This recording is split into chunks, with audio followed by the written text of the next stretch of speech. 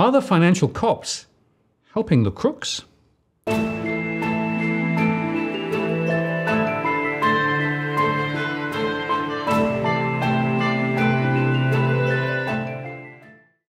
Martin North, John Adams, in the interest of the people. Hello, John. It's a great question. It is a very great question, Martin. And there's a lot of people out there who responded to our last show where we gave some context about, in terms of financial crime and this notion that Australia is a paradise for white-collar criminals. And we've seen, obviously, in the last decade, a whole host of scandals, particularly in the context of the banks, where there is a perception, but also some fact behind that perception that ASIC was asleep at the wheel, but also some of the other regulators involved. And there has been correspondence I've received, and you've received some correspondence in the last few days of people who have lost significant sums of money, who have gone to ASIC, who tried to get some form of justice only to come up empty-handed. Look, I know that as I've been delving into this issue over the last little while and speaking to people privately, there is a perception among some as to, is ASIC really doing the job that Parliament requires it to do, or are they actually in bed with the crooks? Now, we're not making any particular statement along those lines, but it is a question because there is a, particularly if you're a victim of financial crime and you don't see the regulator taking effective, aggressive, and particularly early action, there is a perception, well, why are they helping the bad guys or not chasing the bad guys effectively enough? Yeah, John, it's a very good point. And I've received a number of individual contact points. And it goes along the same line, you know, this was the scheme, nothing happened, we went to ASIC, we tried to get them to engage, nothing happened, and basically said, we've lost money. You know, it's the same story again and again and again, which begs the question, well, are the regulators doing what they should be doing, or do consumers have expectations of the regulators which are different from what the regulator actually thinks it's doing? But the net result is there are thousands and thousands of Australians who've lost money in various investment schemes and feel that they've been hard done by. Indeed. So just to carry on from our show last time, Martin, what we're going to do in this show is actually do a deep dive into ASIC's performance, because I've been looking at this for a couple of months.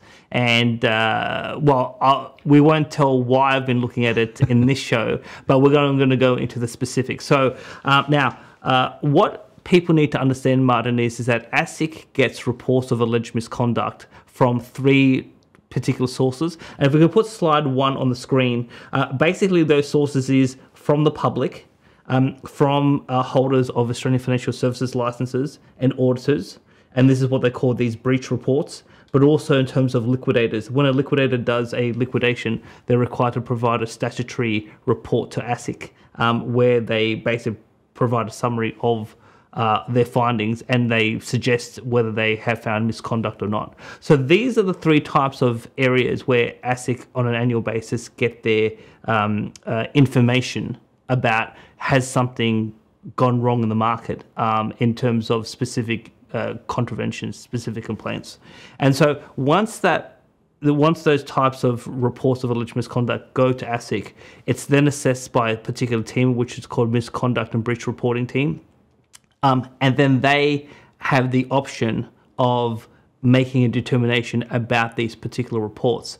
And so what this team can actually do is they're able to make a number of determinations. So they can either refer it for action. Now, referring for action could mean sending it to the enforcement team and actually having a formal official investigation. They could send it to the surveillance team, and there are teams within ASIC that are doing surveillance and looking at the market to make sure that everything is hunky-dory. They could try to resolve the matter, and sometimes resolving the matter could mean ASIC writing in terms of a warning letter. It could mean providing more education to the market, and I think in a previous off-camera conversation, you talked about an issue you raised with ASIC some years ago, and the result of your complaint or your report was that they provided additional educational material to various market participants. So that there are a number of things that ASIC can do to try to resolve the issue, whatever the issue is, without necessarily that requiring specific action or specific regulatory action or investigative action in terms of ASIC. But then also what they can do is, if they think that the report of alleged misconduct is deficient, well, they can either say no further action, and no further action could be because of a lack of evidence, or it could be because that they just don't believe any action is required, or it could be that the report is raising some issues which is not within ASIC's legal jurisdiction, or it could be that ASIC can't find a breach of the law. So they're the broad determinations that what ASIC can do, and what we're about to go moving forward is what happens when these reports go in. So what we've tried to do here is explain how the process works. The concept of market surveillance, in other words, keeping an eye on what's happening actually in the market and drawing out from that whether there are any questions or issues, seems to me to be missing on their list. I mean, they do have surveillance teams, but they seem to me that they follow up clues that somebody else has given them. So I'm not sure they're actually doing primary market surveillance, which I would expect.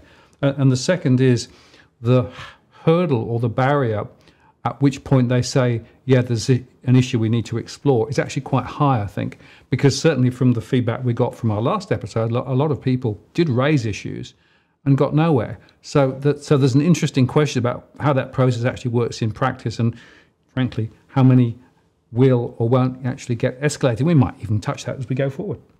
Just on a technical point before we move forward, in terms of these statutory liquidator reports, so what ASIC does with these is that when a liquidator does a liquidation and provides a report to ASIC will read that report, and they will then make a determination whether there is something in the initial report or not. And then if there is, then they will go back to the liquidator and say, well, we're interested in these aspects of your report. Can you provide us a supplementary report in more greater detail? And then once that supplementary report is received by ASIC, that's when they make a determination as to, do they refer it for action, is there no further action, or is there something else that they do with it? So while with breach reports and reports from the public, it's that they make a decision on the first round. With these statutory liquidator reports, it's a 2-round process. Now, the other thing I would say is that when it comes to these breach reports, is so if you hold an Australian Financial Services license and you have made a significant contravention of the law, you have to basically dob yourself in. And that is a legal requirement. So that's part of what these breach reports are. But when it comes to auditors, if an auditor only suspects there is a significant contravention, then the auditor is also legally required to go to ASIC. So these breach reports are an important aspect, because in these cases, it's either a license holder or an auditor saying, we can see a breach of the law, and that's why we're raising with ASIC. So how ASIC deals with these breach reports is a very fascinating thing, and we're going to get into that in terms of a particular second. But just before we move on, now a couple of key definitions. So when it comes to an official investigation, Martin, ASIC can trigger investigation under 2 parts of law. There is Section 13 of the ASIC Act, which refers to general investigations, but then there's also Section 247 of the National Consumer Credit Protection Act, 2009. And if there is a breach of that particular act, then Section 247 can trigger an official investigation. So obviously, when a lot of people go to ASIC and say, we want you to, go after the bad guys, what a lot of the public would hope would happen is that there is an official investigation, and that official investigation will either lead to either civil penalties or criminal charges, and that the bad people are basically put away or taken out of the market. Yeah, and again, there's a theoretical and a practical view, isn't there, as to whether that works effectively, and is it too far down the chain of events? So, for example, there are a number of examples where people have continually seen issues and other people get sucked in later, and by the time that they do anything, it's downstream a long way, and a lot of people are caught up with it. Yes. That was one point that we made in our last show in terms of the inquiry into the Sterling Income Trust. The ASIC got a report from a WA state government department, and it took them 14 months to commence an official investigation. Yep. And during that period of time, a whole host of new investors were basically sucked into the scheme. And there is a view out there that those investors, after March 2017, lost money that they probably shouldn't have.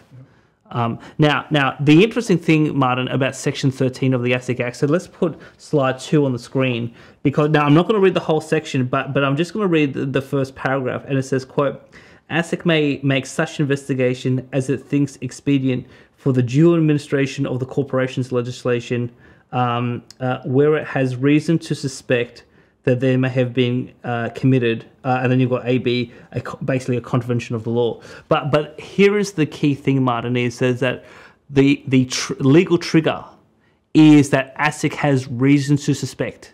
Now, when the Sterling inquiry happened last year, I actually drafted behind the scenes a question for Senator Roberts, who asked the question, well, what does that mean, reason to suspect? Because, I have reason to suspect, Martin, that you could be doing all sorts of things that the audience may not know. So reason to suspect to me seems a very low threshold, not a very high threshold. Yeah. So ASIC has enormous discretion to commence an official investigation, and it doesn't really take much according to the legal trigger. Yeah, so, John, the interesting thing about that, of course, again, is what is that threshold, right? How low is it or isn't it? And I guess if they look at it from a purely legal point of view, in other words, they might have reason, but they also have to overlay, is it legally or illegal, right? Maybe that's where the gradient goes uphill. But a lot of people would say, well, that's not working. Indeed. And just so we can remind our audience about this perception that it's not working, let's just play 90 seconds from Four Corners where they talked about ASIC, and we played it in the last show, but I think it's worthwhile to play it again. It's a question that demands answers from the entity responsible for policing all of this, the corporate watchdog, ASIC. Did you report Grey Wolf to ASIC? Yes. I did complaints with ASIC too. Complained to ASIC, yep. Nothing ever happened. We never ever got a reply. We can reveal the complaints to ASIC span more than a decade. Once again, our so-called government watchdog sits on their arse and does nothing. In a written statement to Four Corners, ASIC said it had acted on one complaint about Grey Wolf failing to keep proper financial records. As for the remaining complaints about Grey Wolf and Lithium Gold Mines Australia, ASIC determined no further action would be taken, citing insufficient evidence. I blew the whistle.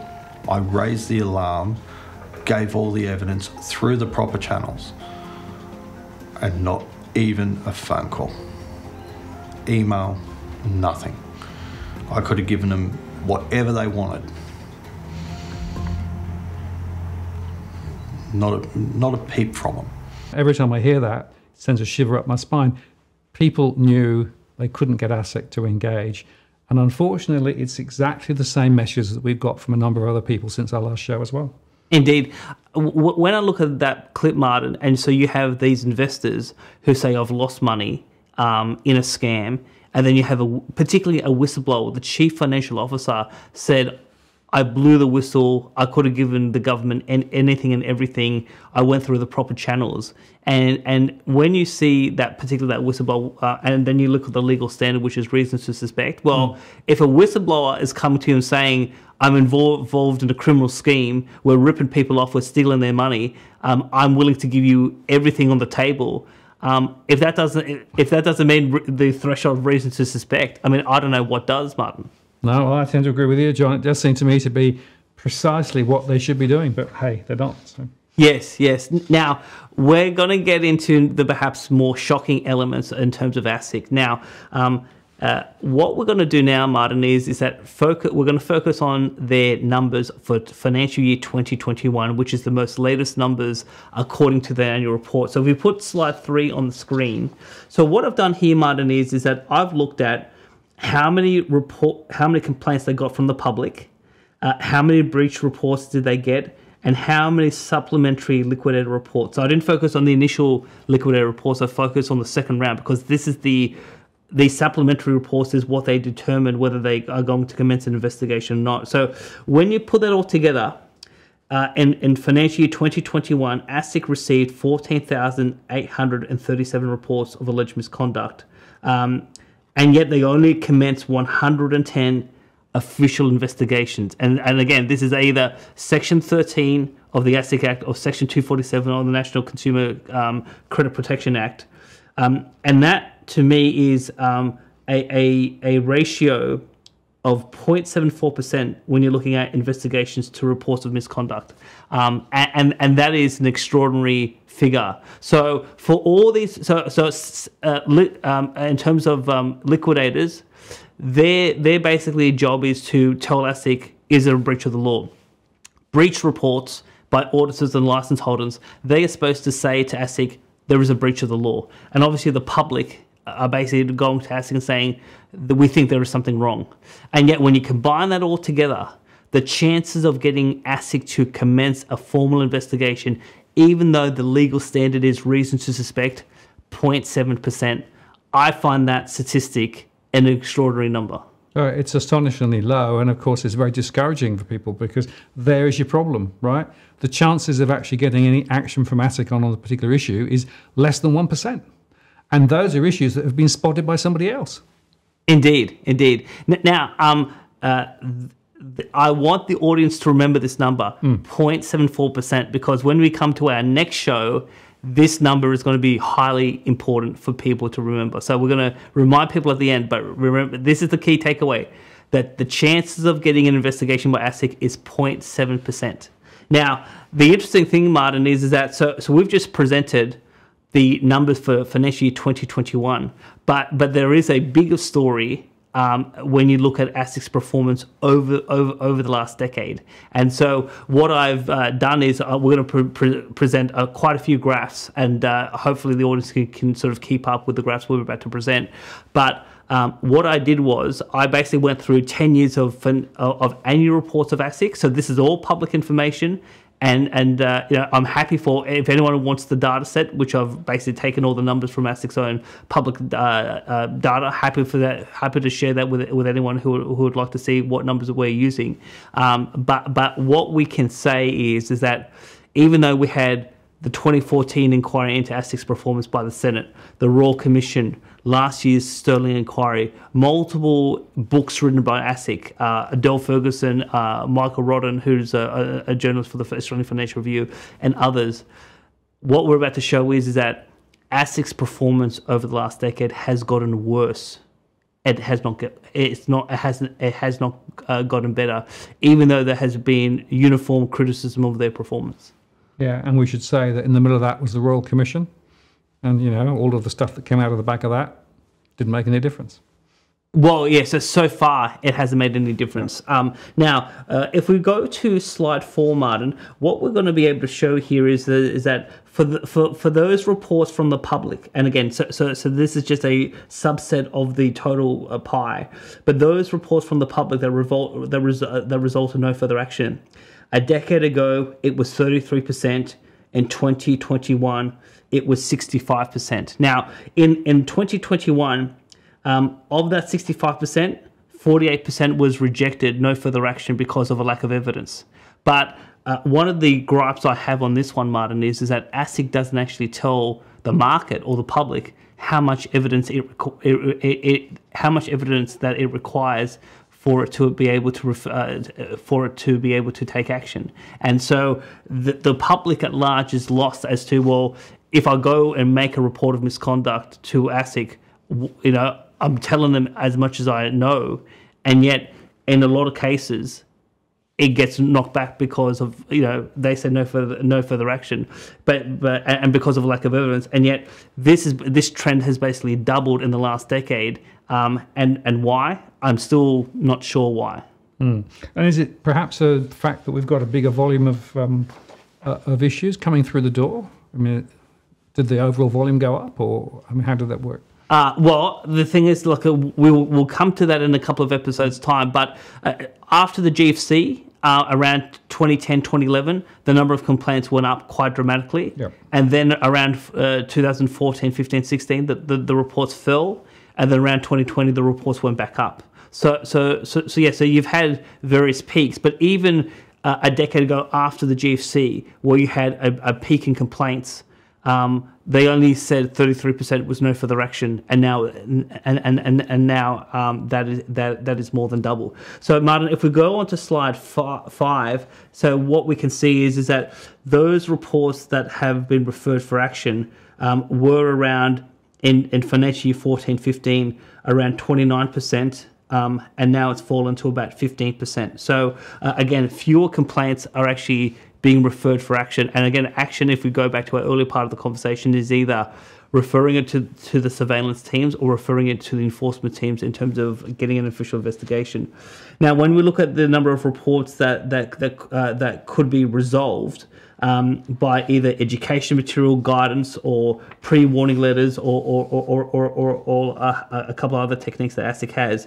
Again, a decade ago, it was around 21%, and then it's now fallen to 9% according to the latest numbers. So ASIC is less willing to resolve complaints, less willing to refer complaints for action, and have a greater propensity to say, we're just not going to deal with it. And now, to my mind, Martin, I don't think it's a reasonable proposition to state that there is less financial crime in the last couple of years compared to a decade ago.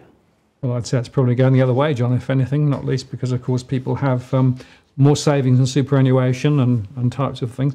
There are many more schemes out there. And now, of course, crypto is not within ASIC's ambit at all. Yes. A lot of people are actually sort of involved in crypto. But nevertheless, these numbers are pretty scary. It basically says that the chances of getting anything resolved via ASIC is close to zero. Indeed. Now, if we move on to breach reports, so if we go on to slide 7, Martin, what we can see is that the number of breach reports received by ASIC has gone up dramatically, and it's gone up dramatically since financial year 17-18. So there were some changes in the law by Parliament that resulted in a greater volume of in terms of breach reports, and so if we move on to slide 8, Martin.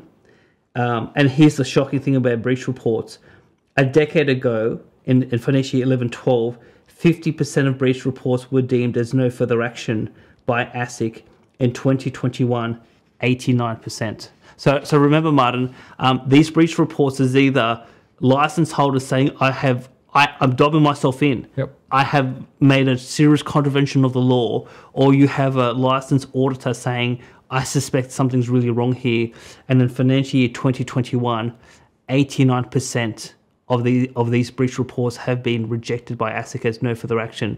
That to me is perhaps even a more scary aspect than in terms of the public, because without wanting to offend our audience, a lot of the public don't understand how the Corporations Act and other parts of the financial sector law, how it's constructed and actually work. But license holders and auditors do have a pretty professional sense of what the law is and what the requirements are. And they're going to ASIC saying we broke something, we've contravened something, and yet according to the latest numbers, 89% was no further action. That to me is a very scary number, and again, I think there are questions to be asked for ASIC. Why have why is it particularly among professional people you've got a greater propensity to just chuck out these in terms of these reports coming to you? Yeah, that's a great question, John. And you have to say that bearing in mind that the gate is a suspicion that or a confirmation by those people putting the inquiries in that they have found something or done something. So it's not like, I'm not sure if, they start from the assumption there's something there. And for ASIC to turn around and say, oh, no, don't worry, it's huge. I mean, that's a horribly high number, isn't it? It's just Indeed. thrown away. Absolutely. But not only that, Martin, is that, so again, if we go, if people can just go back and look at the previous slide, so the number of breach reports have gone through the roof. Yep. And yet, a lot of these new reports of we've broken the law are being just thrown out and saying, well, we don't care. And why do they don't care? I mean, I'm not like, I mean, whether it's myself or some of the conversations I've had with people in Parliament, we're all scratching heads to understand, well, why are these trends behaving the way they are? Yeah, I mean, is it just merely that they don't have the staff? Or is it that they genuinely have assessed each one and genuinely come to the view that there's nothing to see? Don't know. But if you put all those numbers together, well, how effective is ASIC then, is my question. Yes. Now, Martin, if we move on to, in terms of these liquidator reports. So now, if you think about the initial liquidator reports that go to ASIC, not the supplementary ones, but the initial ones, on average, so let's put slide 9 on the screen so we can show what's happened over the last decade, but on average, 81% of initial liquidator reports going to ASIC saying the law has been broken. Only a small fraction of those reports result in ASIC saying we want a supplementary report. So even though a whole, the overwhelming majority of these reports are saying the law's been broken, ASIC is only interested in a small sample size of these particular reports. So I guess, John, the natural question is, of those initial reports that come in, right, how many do ASIC then follow up and say, I want more information to be able to progress? Well, that's a great question, Martin. So of these, so just like we said before, 81% of initial reports say that the law has been broken. Of those reports that say that the law's been broken, ASIC is only on average asking over the last decade 10% of those reports to come back. So 90% of reports by liquidators that say the law's been broken, ASIC saying we're not interested in those, we're just focused on 10%. So we don't know whether these are minor breaches, are they significant breaches, are they egregious conduct, in terms of egregious misconduct, we don't know.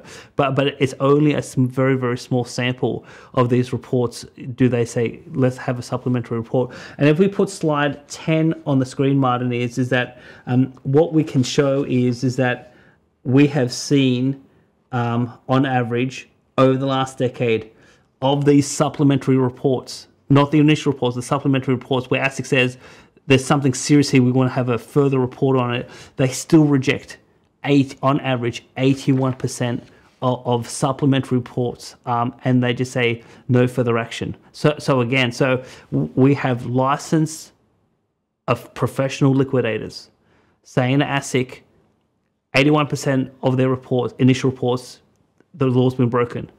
ASIC then comes back and says, let's look at 10% of those. When it comes to these supplementary reports, 81% of those supplementary reports on average, they are basically just rejected, no further action. So the threshold to get ASIC to do something is extremely high, according to their own numbers. And these numbers are getting worse over time, not better. And I think there's a complete mismatch between what the public expect and what ASIC's own numbers are saying they're actually doing. I agree, John. That's really the key point, isn't it? The gate that you have to jump over to get ASIC to do anything is huge. Yes. And statistically speaking, the chances of them actually waking up and do anything is close to zero, which is astonishing when you think that they are the main watchdog, the main regulator for all investors in Australia. Yes. Now, if we can just cast our mind back, Martin, to the Four Corners piece, what was really egregious about that clip was the whistleblower. The whistleblower, so someone on the inside who basically says, I know what's going on, I'm a part of it, I'm telling you something's wrong. ASIC since July 2015 has some statistics about whistleblower disclosures as well. So let's put slide 11 on the screen. And Martin, this is perhaps one of the most scariest things that I saw in my research is that on average over the last 6 financial years, 91% of whistleblower disclosures are being rejected by ASIC as no further action. And I'm thinking to myself, well, it's a big thing to be a whistleblower in this country because there is so much at risk. Because you could lose your career, you could lose your income, your relationships, your personal mental health could be damaged by blowing the whistle, and still 91% on average of ASIC is saying we're not interested. And obviously we've seen an example vis-a-vis the Four Corners piece where someone is basically saying, I'm putting my hand up, we're stealing people's money, and that's not enough for ASIC to say we're gonna pursue that. So this issue of whistleblower disclosures, because if now, and I'm not sure how much corporate Australia actually are aware of this, particularly in terms of employees, but if you are a potential whistleblower and you know that the chances of your disclosure resulting in actually the financial cops doing something is only 9%, well, you got to think to yourself, why would I blow the whistle when there's so much risk for me and the potential upside benefit is extremely small? So, John, one question I have is, who determines a whistleblower is a whistleblower?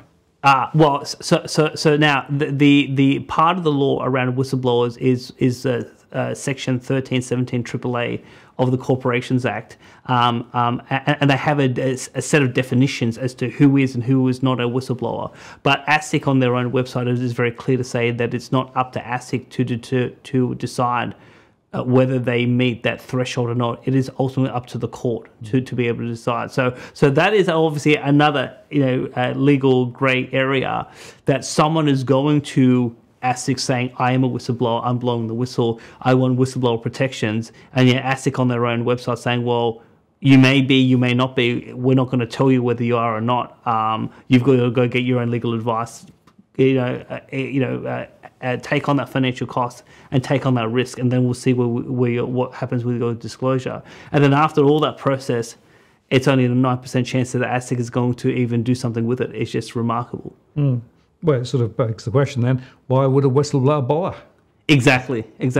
Now, if we're just going to round out this conversation, Martin, is if we look at slide 12, just looking at how many new investigations per year has ASIC undertaken. And so over the last decade, the number of new investigations peaked in financial year 14-15 at 229 investigations. And ever since then, it has gone downhill. And we get to financial year 2021, which we showed before, which was only 110 new investigations. So the amount of new investigations has fallen 60% over about 6 to 7 financial years. And why is that? Again, I'm still, as part of my research, there's nothing obvious in ASIC's annual reports that would give me a clear indication as to why are they doing fewer investigations. Yeah, well, it goes back precisely to the same issue again, doesn't it? That the rules of the road, if I can call that, are not very clear in the first place. The success rates are very low, and no wonder then that so many investors feel hard done by because of the fact that it's very hard to get anything to happen. Indeed. And if we can just round out the conversation, Martin, if we look at slide 13 and we look at if we're looking at the total number of reports going to ASIC from the public, the breach reports, and the supplementary statutory liquidator reports, how many of them resulted in an official investigation? It peaked in financial year 14-15 at 1.9%, and again it's gone downhill.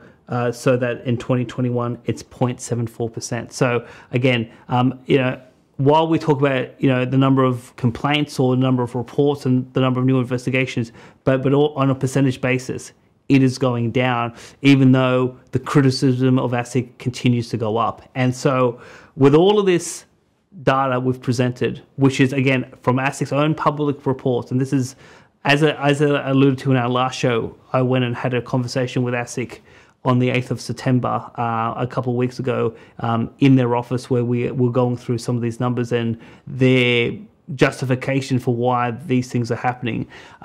It's not clear to me that ASIC can pinpoint precisely why these numbers are happening, but these numbers are disturbing.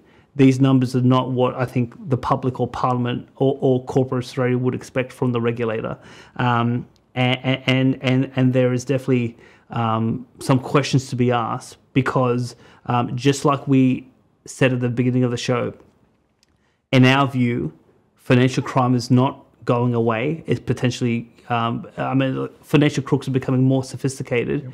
Yep. And like I said in the last show, when there's a fraud, if the more real it looks, the bigger the fraud potentially could be. And yet the chances of doing something is dramatically low. And then obviously you have this question in the public, which is the title of the show: are the financial cops helping the crooks? I think for a lot of our audience, they would, on the surface, say to the question, they would give an affirmative answer. Well, 0.74% is the number, isn't it, John? Well, that's the one we're going to come back to in the next episode, right? Yes. Because, of course, the obvious question is, so what on earth do you do to be able to jump that hurdle and get ASIC to actually do something? Indeed. And that's what we're going to reveal in our next episode, which is going to be a blockbuster. I look forward to it, John. And I can say, without giving anything away, it's a very interesting story. Yes, it is. We'll see you next time. Thanks. It's Martin North, John Adams. In the interest of the people, we'll see you next time.